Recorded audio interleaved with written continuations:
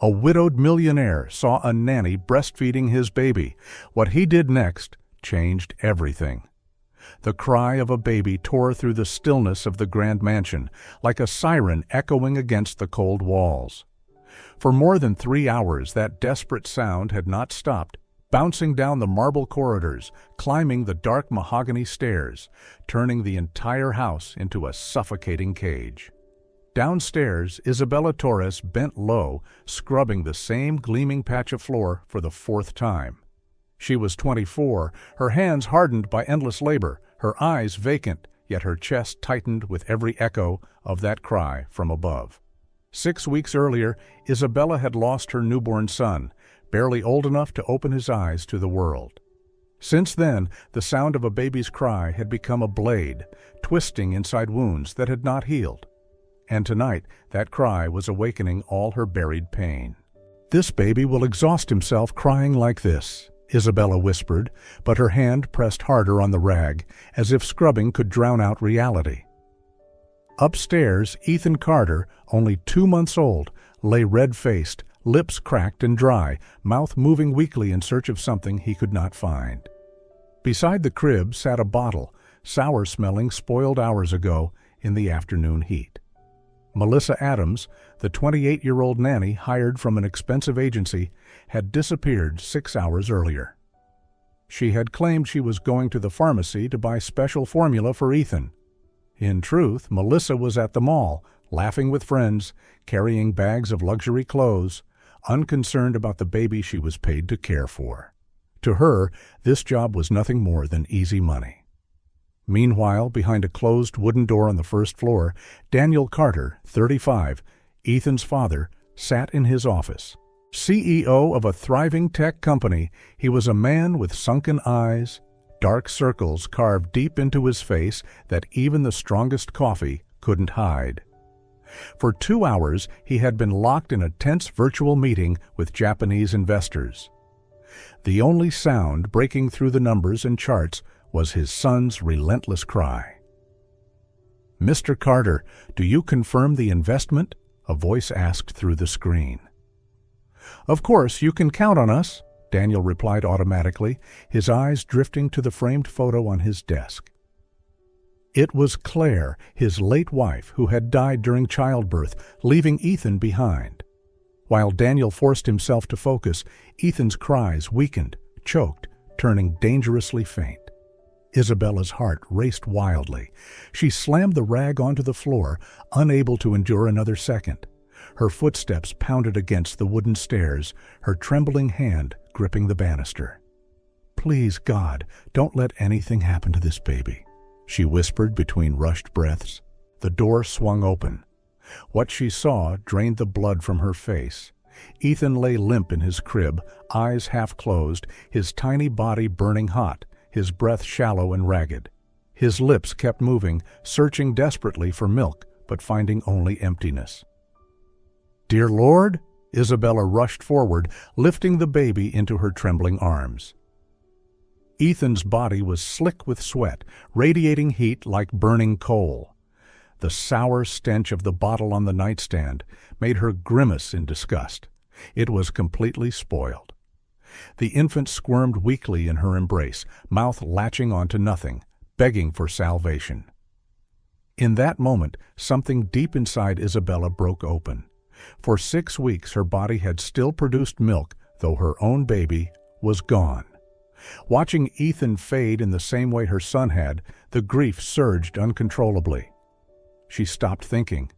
Instinct took over, the instinct of a mother. Dropping into the armchair by the window, Isabella unbuttoned her blouse with shaking hands and pulled Ethan to her chest. Instantly, the crying ceased. Ethan latched on fiercely, drinking with the desperation of someone starved for life itself. "It's okay now, little one. You're safe," Isabella whispered, tears sliding down her hollow cheeks. And in that fragile moment, for the first time in 6 weeks, a sliver of peace returned to her broken heart. Isabella sat frozen in the armchair, her trembling arms holding Ethan tightly against her chest.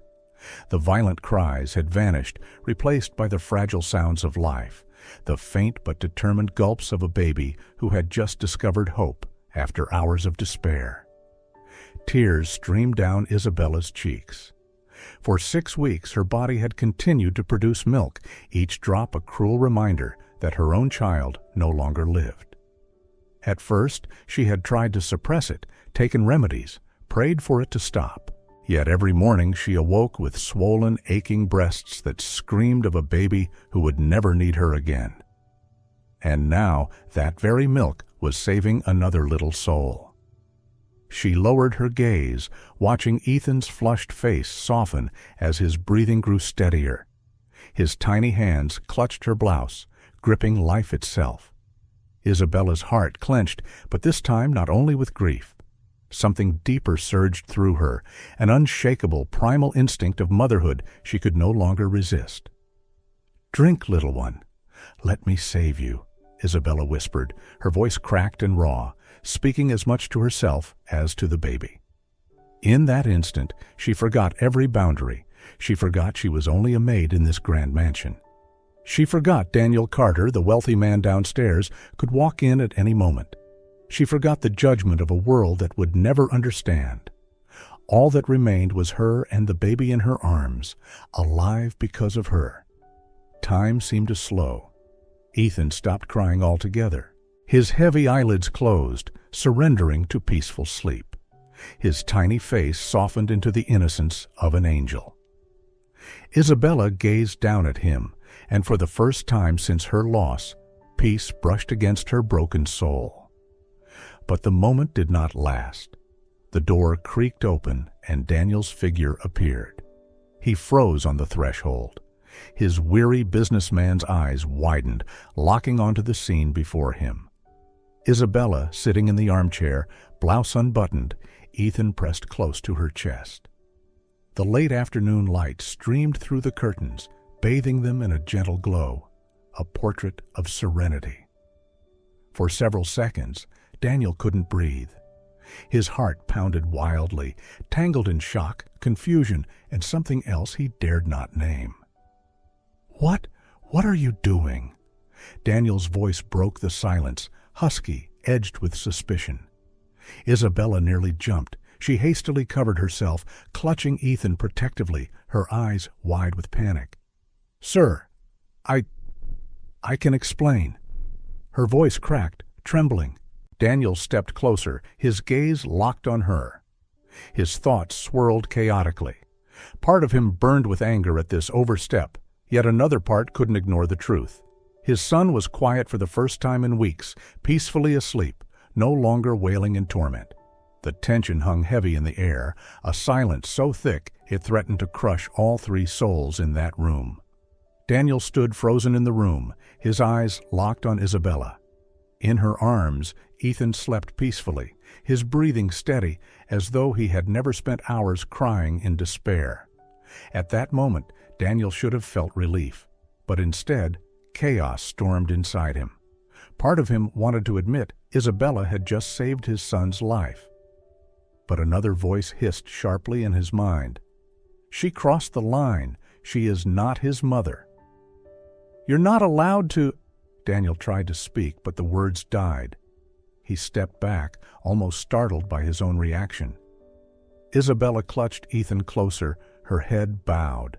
"I'm sorry, but he was on the verge of collapsing. The bottle was spoiled. There was nothing left for him. I couldn't just let him die like that." Daniel's fists tightened, his chest heaving. He looked at his son, seeing him rest calmly for the first time since Claire's death. Yet his thoughts churned, tangled in suspicion, refusing to release their grip.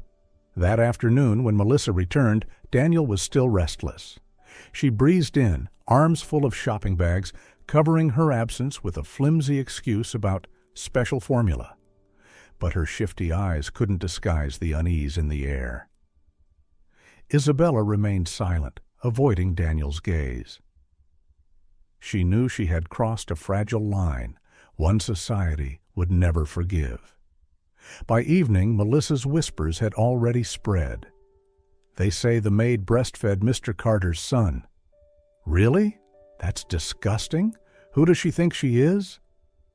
Women like that are dangerous. She lost her baby, went mad, and now she's clinging to another woman's child. Within one night, the affluent neighborhood buzzed. Gossip traveled beyond Carter's home, spilling into women's clubs, afternoon teas, and endless group chats. Daniel's phone rang. Patricia, the notorious busybody neighbor. "Daniel, dear, I heard what happened. You need to be careful with that girl. A woman who's lost her child can become obsessive. People say she looks at Ethan as if he were her own." He pressed his temples, forcing his voice steady. "Patricia, don't believe every rumor." "Rumor? Everyone is talking about it. You have to protect your family, your reputation, son." Each word sliced into him like a knife. The pressure mounted from every direction. In the kitchen, Isabella overheard fragments of the gossip. Her heart trembled. She knew sooner or later the storm of judgment would crush her. That night, Daniel couldn't sleep. He sat in his office, staring at Claire's photograph, asking silently, "If you were here, what would you think of this? Would you forgive me for allowing another woman to hold our son this way?" Social pressure, the grief of loss, the suspicion in his own heart, all knotted into a chokehold.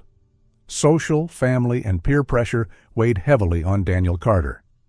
He watched Isabella Torres play with Ethan, seeing his son happier than ever before, yet his heart was torn apart. The words of others were like thorns that kept cutting into him. At last he coldly said to Isabella in his office, "You are fired." Isabella burst into tears, begging, "Please let me stay, at least to say goodbye to Ethan." But Daniel turned his face away, unable to bear looking into those desperate eyes. She left the mansion under the pouring rain, carrying only a small bag. From the window, Daniel saw her lonely figure fade behind the street corner, his heart aching. Yet the ringing phone pulled him back to the affirmations that he had done the right thing. In the days that followed, Isabella knocked on doors looking for work, but everyone asked, "Do you have a reference letter from your former employer?" Daniel never answered the phone, leaving her with nothing to prove herself. Gradually, her money ran out. She was evicted from her rented room after 2 months of unpaid debt. With only a few belongings stuffed in a plastic bag, Isabella was forced to sleep on the streets. Her first night outside, Isabella curled up on a park bench with an old newspaper draped over her. The wind bit through the thin fabric, gnawing at her skin. She trembled, wide awake under the flickering streetlights. Every noise made her flinch. She didn't close her eyes once. On the second night, under the shelter of a crumbling awning, 3 men approached. "Well, look at you," one sneered. "Pretty girl wandering alone?" Her heart raced. "We can give you a place if you know how to be grateful," another smirked. Isabella bolted, bare feet splashing through puddles, mud spraying. She hid behind a church wall until dawn. By the 3rd night, her body was giving out. Fits of coughing burned her chest. Staggering, she heard a gravelly voice. "First time on the streets, isn't it?" She looked up to see an old man, around 60, with white hair and a frail frame but kind eyes. He introduced himself as Mr. Howard, homeless for over a decade. "How did you know?" Isabella asked weakly. "You're still clean. Your eyes still carry hope. That's how new ones always look." He gestured toward a bridge. "Come on, there are a few of us there. At least you'll be safer." Beneath the bridge, Isabella met 5 others. Each had a piece of cardboard, a few ragged bags, and a tragic story. Mrs. Mercedes, who lost her house when her son sold everything for drugs. Jack, a former worker, crippled in an accident. They welcomed Isabella with weary but genuine smiles. "There are rules here," Mr. Howard explained. "Share when you can. Protect each other. Most important, don't lose your dignity, even if you lose everything else." Isabella nodded. But as days dragged on, her face grew gaunt, hair matted, clothes torn. Survival was a fight, scavenging dumpsters behind supermarkets, collecting bottles for coins. The cruelest part was waking each morning with aching, swollen breasts, milk still flowing. Her body reminded her she had enough to feed a baby. Yet her child was gone, and the only baby she had managed to save was taken from her arms. Through ragged coughs, Isabella tilted her head toward the gray sky and whispered, "Ethan, are you okay? Do you still remember me?" Inside the Carter mansion, Isabella's absence quickly left its mark. On the very first night, Ethan began crying until his tiny voice grew hoarse. Without warm arms to soothe him, he writhed in his crib, rejecting the bottle. Daniel picked him up, pacing the room for hours, trying to comfort him. "Daddy's here, Ethan. I'm right here," he whispered, his voice heavy with exhaustion. But Ethan squirmed, shoved the bottle away, and screamed until his face turned purple. That night, Daniel never closed his eyes. By dawn, his own eyes were bloodshot, his shirt wrinkled, while Ethan finally collapsed into sleep, only from sheer exhaustion. Melissa seemed indifferent. She glanced at the baby and shrugged. "It's just a phase. Babies do that." But Daniel knew something was wrong. He even sensed relief in her demeanor, as if Ethan's cries freed her from responsibility. The next day, things worsened. Ethan refused to eat, his body thinning. Daniel hired an experienced nurse. After 2 hours of failed attempts, sweat beading her forehead, the nurse shook her head. "I've never seen a child this difficult. He seems to be rejecting everything." Desperate, Daniel brought in 2 more specialists. Carla, a newborn expert, frowned after observing. "Mr. Carter, this isn't only about feeding. This is psychological trauma. Even infants can suffer when they lose an emotional bond." "Bond? But his mother died at birth," Daniel stammered. "It doesn't have to be the mother," Carla explained. "It could be anyone the baby trusted, anyone he felt safe with." "Do you know of someone like that?" Daniel's throat tightened. One name flooded his mind, Isabella, but he swallowed it back. "No, no one in particular." The days dragged by. Ethan grew weaker, his skin pale, eyes sunken. Daniel sat beside his son's crib, feeling the same helplessness he'd felt the day Claire slipped away. Finally, pediatrician Dr. Villanueva examined the boy. His tone was grave. "Ethan has no major physical illness, but he is in dangerous condition due to emotional crisis. If this doesn't improve, we'll have to hospitalize him for close monitoring." Daniel cradled his son in his arms, his heart aching. He looked down at the fragile face and thought, "My boy is fading away." And it all began the moment Isabella left this house. 3 days after Ethan was admitted to the hospital, Daniel was on the verge of collapse. He shuttled between the hospital and his company, but his mind could no longer focus on business. Each time he saw his tiny son lying still in the hospital crib, IV line hanging beside him, Daniel's heart ripped apart. One afternoon, when Daniel returned to the mansion to collect more clothes, he overheard hushed voices in the back garden. He stepped closer, and the sight froze his blood. Melissa was handing over a box of Ethan's medication to a strange man. "This one's expensive, over $300. You'll make a big profit reselling it," Melissa whispered. The man nodded, slipping money into her hand. Daniel exploded. He stormed forward, voice thundering, "Melissa, what the hell are you doing?" Melissa jumped, nearly dropping the box. Mr. Carter, I can explain." "Explain? You're stealing my son's medicine to sell?" Daniel roared, eyes blazing. The stranger bolted. Melissa trembled, fumbling for excuses. I needed money for my mother. She's very sick. I only meant to take a little." Daniel's fists clenched, his voice dropping to an icy tone. "How many times? How long have you been doing this?" Melissa bit her lip, avoiding his gaze. The silence stretched painfully long, broken only by Daniel's ragged breathing. Finally, as if the weight crushed her, she broke down, sobbing. "Fine, I admit it. I lied about Isabella. I made everything up. I was afraid of losing this job. Jealous because you trusted her more than me. But the truth is, she was the one who saved Ethan that day." Daniel stood frozen. His mind cracked open like thunder striking. The pieces finally fell into place. Isabella had never been a threat. On the contrary, she had saved his son. And he, blinded by lies, had cast her out, leaving his child to suffer. Guilt crashed over him, trembling through his hands. He whispered, almost inaudible, "I've made the biggest mistake of my life." When the door closed after his confrontation with Melissa, Daniel stood frozen in the darkness of the living room. His heart pounded, her confession echoing. "It was Isabella who saved Ethan. I made it all up." He collapsed into a chair, burying his face in his hands. The memory of Isabella walking away in the rain, clutching her small bag, etched itself into his mind. A grieving woman, still carrying milk in her body, had saved the child he couldn't care for. And what had he done?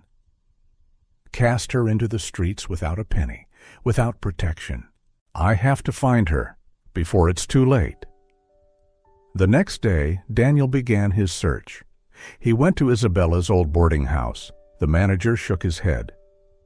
"She left 3 weeks ago, just carried a small bag, never came back." He tried employment centers. A worker scanned the lists.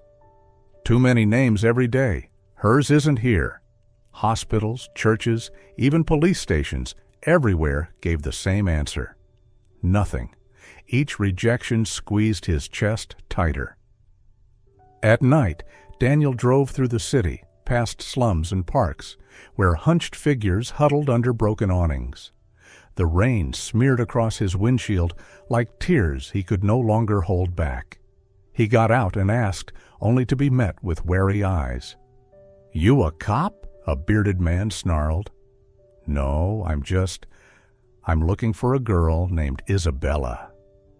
But no one believed him. To them, Isabella was just another name among thousands lost each day to the city's shadows. 4 sleepless days dragged by. Daniel's beard grew ragged, eyes hollow, shirt rumpled. In the hospital, Ethan grew weaker. Doctors warned if nothing improved soon, they'd have to resort to drastic measures. On the 5th afternoon, when hope was almost gone, Daniel received an unexpected call. "Mr. Carter, this is Monica from the neighboring district. Yesterday, I saw a girl who looked like Isabella walking along the avenue. She looked sick, frail." Daniel's pulse raced. He scribbled the address and rushed out. For hours he searched the streets, but Isabella was nowhere to be found. Night fell.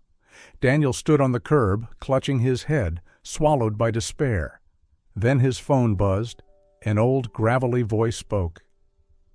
"You're the one looking for Isabella, aren't you?" Daniel nearly shouted. "Yes. Do you know where she is?" "My name is Howard. I lived on the streets with her for a while. The girl has suffered enough. But why are you looking for her?" Silence held Daniel for a moment before his voice cracked with desperation. "Because my son is dying in the hospital, and Isabella is the only one who can save him. I made a terrible mistake, and I have to fix it." There was a long pause. Finally, Howard's slow voice came through. "She's under the bridge at Avenida Caracas. But hear me, if you hurt her again, we will not forgive you." Daniel gripped the wheel, whispering, "I swear, I'll never let her suffer again." His car tore through the night, his heart blazing with a single purpose, to find Isabella before it was too late. Beneath the Avenida Caracas bridge, damp moss clung to the pillars, and the night air bit like knives. Daniel stumbled through the shadows, heart pounding with every echo of dripping water. Then he saw her, Isabella, curled in the corner like a fallen sparrow, a tattered blanket, her only shield against the world. She leaned against the wall, a tattered blanket draped over her thin shoulders. Her hair was tangled, her face pale almost to translucence. Cracks lined her dry lips, signs of thirst and hunger. A sudden cough shook her fragile frame, and Daniel's chest clenched. "Isabella!" His voice broke. She lifted her head. The once bright eyes now held only emptiness, barely a flicker of hope. At the sight of him, Isabella flinched, recoiling like a wounded bird, terrified of the hand that once cast it away. "What are you doing here?" Her voice was raspy, weak. Daniel stepped forward, then stopped short, afraid to scare her further. "Please, listen to me. Ethan, my son, he's in the hospital. He's very weak, and the doctors say only you can save him." Isabella let out a bitter, hollow laugh. "Save him? I already did. And what did I get? Thrown into the streets, shamed by the entire city? Do you think I can ever trust you again?" Daniel dropped to his knees before her, rain dripping from his hair onto his wrinkled shirt. "I was wrong, Isabella, terribly wrong. But please don't punish Ethan for my mistake. He needs you. He remembers you." Tears welled in Isabella's eyes as her body trembled. Her heart waged war within her. Part of her longed to turn away, to let this man suffer the weight of his choices. Yet somewhere deep inside, Ethan's faint cries still called to her. She bit her lip, then nodded faintly. "Fine, I'll go. But only for Ethan. After that, I'll leave your life forever." Daniel's throat tightened. All he could do was bow his head in gratitude. The car sped through the rain-soaked streets. At the hospital, when Isabella entered the room, Ethan lay limp in the crib, frail body trembling, lips bluish. Doctors and nurses hovered nearby, their faces grave. The moment Isabella whispered, "Ethan," tiny eyes cracked open, faint recognition lighting them. A tired smile touched his face. The entire room stilled, as if witnessing a miracle. Isabella sat down, gathering the child into her arms. Within seconds, the crying ceased. Ethan nestled into the familiar embrace, his breathing slowing, steadying. Tears blurred Daniel's vision as he watched. He knew in that moment that life had handed him a second chance, not just for Ethan, but for himself. From the moment Isabella returned to the hospital, Ethan's condition changed, as if by miracle. He began feeding again, sleeping peacefully in the arms he recognized. The doctors, astonished, admitted, "It's true, bond and affection can save a child's life." Daniel stayed close, silently watching. Every time Ethan gripped Isabella's finger tightly, Daniel's heart ached, part joy, part guilt. He knew the depth of his mistake, and now all he could do was try to atone through action. "Isabella," he said hesitantly one evening as she laid Ethan back into the hospital crib, "I want to thank you, not only for saving Ethan, but for coming back, even though I don't deserve it." Isabella didn't look at him. She smoothed Ethan's hair, her voice barely above a whisper. "I came back only for the boy." The words struck deep, but Daniel understood. Trust once shattered could not be rebuilt overnight. In the days that followed, Daniel began to act. He hired an attorney and arranged a press conference right at the hospital. Standing before the cameras, his voice firm, he declared, "Isabella Torres saved my son's life. Every rumor you've heard about her is a lie. I apologize for the injustice she has endured." The city was stunned. Melissa, who had spread the venomous lies, was fired immediately and became the subject of public scorn. Neighbors who once sneered at Isabella lowered their heads in shame when they crossed her path. Isabella heard the news but said nothing. She kept her focus on Ethan, her eyes tracing every tiny breath the child took. One afternoon, as the last light of day spilled through the hospital window, Ethan slept soundly. Daniel sat beside the bed, quietly confessing, I want to make it right, even if it takes my whole life." For a fleeting moment, Isabella looked at him. In her eyes flickered something, not hatred anymore, but caution, laced with the faintest spark of hope. 1 month later, Ethan was discharged from the hospital. His strength had returned, his eyes sparkled, and he smiled each time Isabella carried him. The same neighbors who once gossiped now whispered in awe as Daniel and Isabella walked out of the hospital together. Daniel no longer cared about their whispers. The only thing that mattered was Ethan, and the woman who had saved his life. Time passed, and Isabella gradually returned to the Carter mansion, but not as a servant. Daniel gave her a private room, treating her with complete respect. He never forgot the nights she had spent on the streets, and he swore such suffering would never touch her again. At first, Isabella kept her distance, but Ethan, with his innocence and unconditional love, became the bridge. Each time he reached out to her, each giggle, each playful cry slowly broke down the walls around her heart. Daniel, too, had changed. He spent more time at home, caring for Ethan himself, sharing small responsibilities with Isabella. On quiet evenings, the three of them would sit in the living room, Ethan asleep on the sofa, while Daniel and Isabella whispered softly. In those moments, they realized, family is not only blood, but love and sacrifice.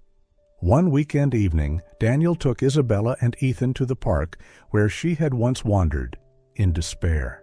But this time, instead of a cold bench and tattered newspaper, there was a picnic blanket, a basket of pastries, and Ethan's laughter as he toddled around. Daniel looked at Isabella, his eyes gentler than ever. From his pocket, he pulled a small box, opening it to reveal a glistening ring. "Isabella," he said, voice steady yet trembling, "I made the worst mistake of my life when I let you go once. I can't lose you again. You've become the mother Ethan needs, and the woman I love. If you give me this chance, I promise I will spend the rest of my life proving I deserve you." Isabella froze.